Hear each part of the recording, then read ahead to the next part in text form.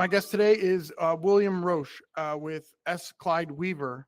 You're in the provisions world, but thank you so much for joining us with the Think Small podcast. Really looking forward to today's conversation. It's almost like symbolic that we're kind of meeting because I think food is on everybody's brain, or it should be off of everyone's brain because we just got back. It's Monday after Thanksgiving, so I hope your Thanksgiving was really, really great. It was great. Thanks for having me on. I'm happy to talk about small business, and I love it. The other thing is that Thanksgiving or not, everybody's got to eat, and everybody wants good food, and that's the business that we do, is bring good food to the table. Absolutely. So why don't you give us a little bit of history, just kind of back us into how you assumed the role as CEO, but also, as Clyde Weaver, it seems like you guys have been around for quite some time now. Yeah, absolutely. As Clyde Weaver is a smoked meat and cheese business. We specialize in high-end deli in farmers markets around central and eastern Pennsylvania.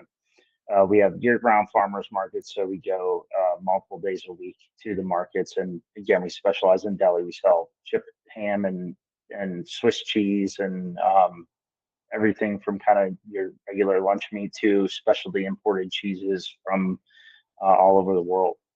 We've been around since 1920 when Clyde Weaver started the business by going to Central Market here in Lancaster. We are now a fourth generation family business, and I am the first non-CEO of the business. Back in 2019, we were working through the transition of the third to fourth generation ownership and managing of the company. And at the time, when looking ahead to the fourth generation, where the business was, there was a feel of we need a new perspective. Right, the fourth generation had spent their entire lives working within the business, and more of the same wasn't going to keep the business around for another 100 years. So they put out a search, and that's where I come along. I've been in the food industry for my entire career. Started out in college, really, while I was managing a restaurant and bar. And after graduating, just kept down that route of managing a restaurant, and then into food production, and then into retail, and then finding my way here, where we do a little bit of all of that. It's awesome. It's great. It's a great story, right? Think about like American business and having that generational component. Must have been hard for them to kind of hand over those reins. I think it was actually harder for the staff to be okay with the idea of an outsider coming in to take on the kind of lead management role.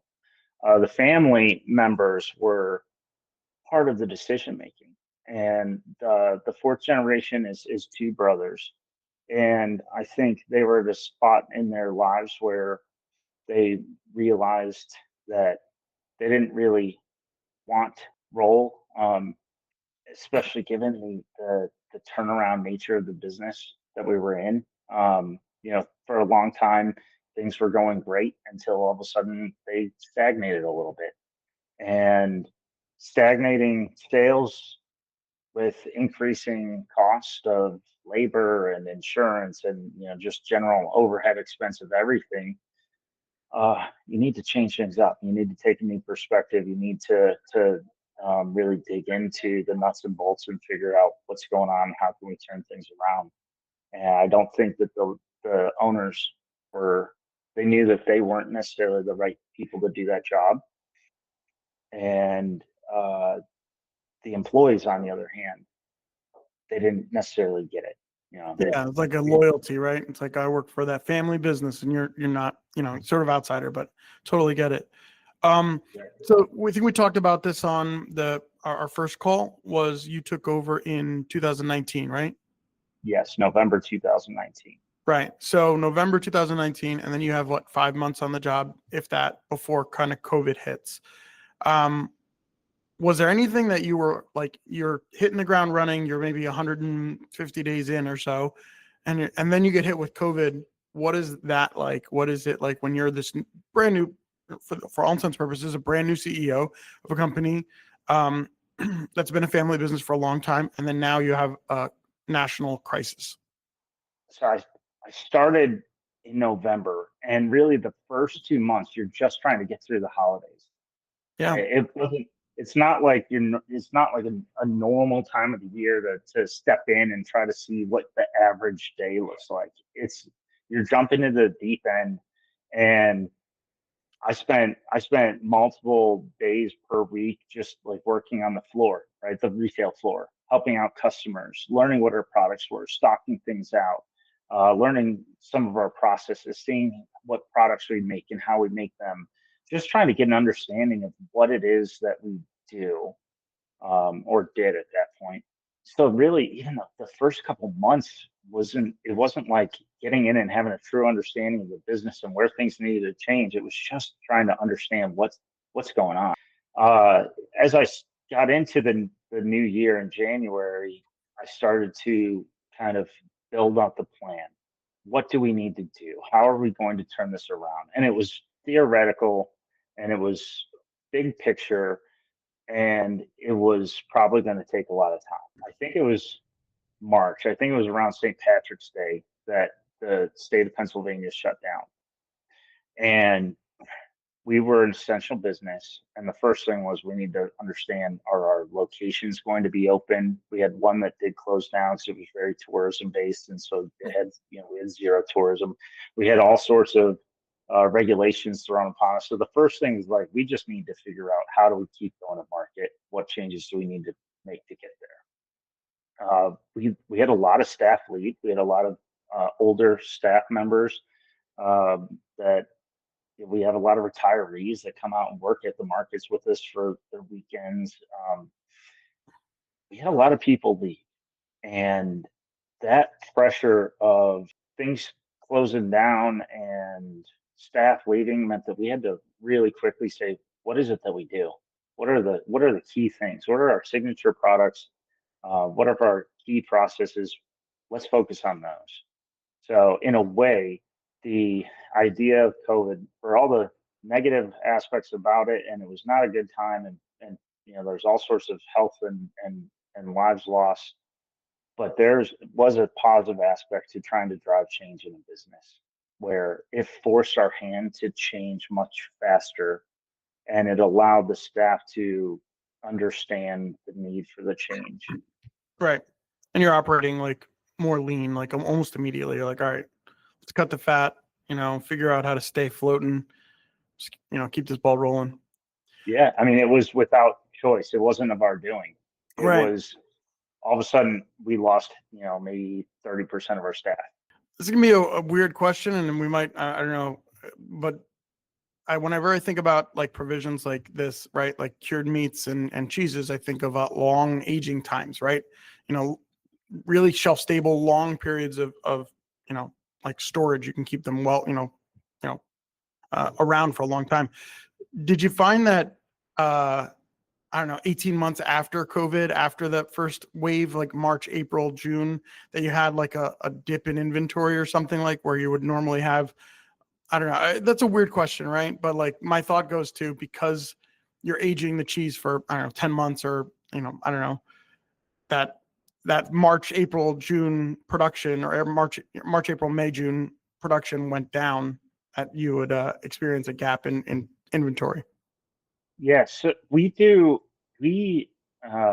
work with a lot of local manufacturers that produce a lot of the products that we sell, and they create proprietary recipes for us. And for the most part, we keep a very limited amount of inventory on hand, right? The idea of the deli business is high turn, consistently, right? We order our sausages every single week, and we don't hold on to them for basically more than 2 weeks at the most, probably. At the other hand, we import cheddar cheese from Canada, and we age it and wholesale it nationally under the brand Old Quebec. We start at 3 years aging and go up to 7 and 10 years. Oh, wow. And so the idea of like aging product, we hyper age our cheddars, but we saw at the end of the day that our sales kind of balanced out at the end of the year. we definitely had a big dip in the volume, but after things started to kind of get back to opening up a little bit, we saw the purchases pick up and we got back out there. So it wound up bouncing out over the year. And when I think about, typically when I think about industries that were most impacted by COVID, I don't oftentimes think about food manufacturing and home repairs, right? Those are the two businesses that seem to have made it through unscathed and even oftentimes put themselves in a sort of better position because people were home. They're like, all right, well, what am I going to do? I don't know. I'm going to try the meat of the month box, right, the banana bread and sourdough bread were like huge things. All of a sudden, you couldn't find flour on the shelves. Yeah, exactly. King Arthur flour did exceptionally well through the pandemic. We actually did very well because when you look at the food chain, the supply chain for say national grocers, they were buying heavily through the giant distributors, and processors were shutting down because you couldn't have people standing close. I mean, if you remember, I can't remember the name of it, but there were some big like pork manufacturers. They had to close down their entire plant, and that disrupts the chain for all the national groceries. I mean, you'd walk through the grocery chains, and there'd be no meat on the shelves. It was wild. Yeah, I remember thinking like, where are we? Or is this a third world country? Like, it was scary. A lot. I take pictures and send them to my wife. Like, there's no meat today. We're having beans again. Yeah. It was nuts. And delis were closed. They couldn't staff. People didn't want to have face-to-face interactions with customers. The big stores around us closed down their delis, and that took us from being what may have been a secondary idea in people's minds in terms of where they're going to get their products to a primary. The because one, the delis were closed, but the other piece is that we aren't buying through mass chains dependent on giant food meat processing plants in Iowa. We work with local manufacturers here that are ingrained in the Amish community. Nice. That are pulling supplies and pork from the Amish communities around Ohio and Pennsylvania. So we didn't have any disruption of supply. We had fresh meat. We all of a sudden became a primary source for fresh meat for people. We were selling steaks. We normally do a few steaks here and there during the summers, but all of a sudden we're doing steaks and fresh pork cuts and sausages, and we're the only deli where you can go in and talk to somebody and get a fresh slice. So we wound up doing very well simply because of the fact that we're not tied into giant national supply chains. Yeah, I love that. It's that, it's truly that think small kind of energy, right? Like, unapologetically a small business, and we love it. That's awesome. Mm-hmm. Yeah, absolutely. So tell me, all right, we made it through the other end of COVID, and now it's 2025, and we have an economic crisis on our hands. So, like, what has been the adjustment there, right? How have you, how have you been impacted by rise in costs, and what have you done to kind of keep this ball rolling in a way that works best for the company?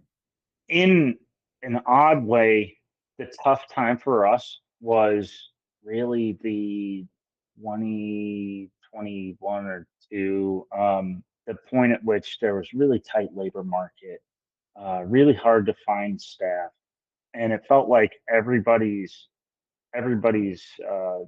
stock accounts were going to the roof.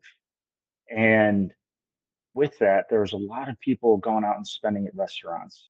There was a lot of people that were ready to go out and spend. So we struggled for a few years. While people in other industries are like, hey, we've got more building going on than I've ever seen, and this piece of this retail segment's doing great. But we stock a high quality end of the day to day food piece. Like we're deli, we're hams, we're bacon. We do it really well. We're a bit at the higher price point. We're high end and high quality, but people weren't rushing out to go get high quality lunch meat. They were going to the restaurant. And now that we have seen a dramatic turn in, consumer spending and the kind of cost of living crisis that we're in now, we've actually seen a lot of people stepping down or buying down, as they say, and coming to the farmers market and spending money there rather than going to a restaurant and spending $50 a head on an average meal and a drink. They can go to the place, get a nice bottle of wine, stop by the farmers market, get some really nice cheese, and make a great charcuterie board. So we've seen more tickets and more higher sales per basket than we have in the last year and a half. We've seen our tickets and basket size increasing rather than decreasing. Yeah, I love it. It's like a true like making lemonade with lemons kind of story, right? Yeah, I mean, I've always heard that we're counter-cyclical in the fact that when things are really well, we do okay, but when things get kind of tough, people pull back and they kind of step down to eating at home and shopping for ingredients rather than finished product. Right. Well, I mean, from what my mind goes to like a brown bag lunch kind of thing when I think deli meats, right? And there's nothing that says like budget conscious than just grabbing like a ham sandwich.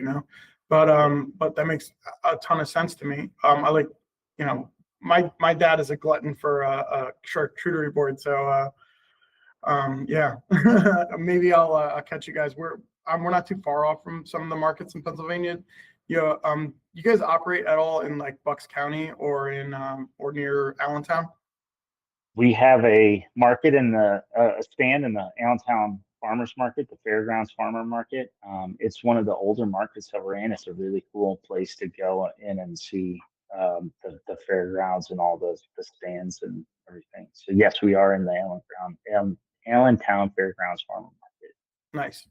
All right. So I mean, we've kind of talked about the last, I don't know, 5 years or so. Where do you see the company going in the next 5 years? I mean, if you had a crystal ball and everything kind of went in your favor, what would be some plans that you'd kind of lay out or something that you're looking forward to? Let's say not 5 years, because 5 years, the world could be so different. Let's say 6 months to 24 months.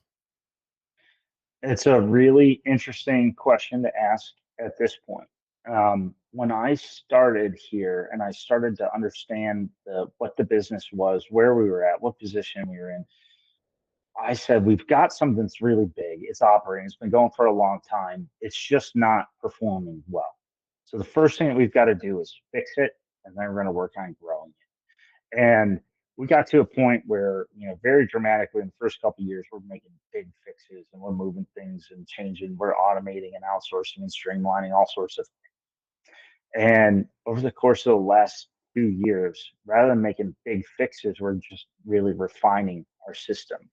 And we're getting really efficient at getting our people and product to market, managing our inventory as well, upgrading from pencil and paper, in some cases, literally pencil and paper type of work into digital format and cloud-based stuff with instant access at all of our different geographic locations.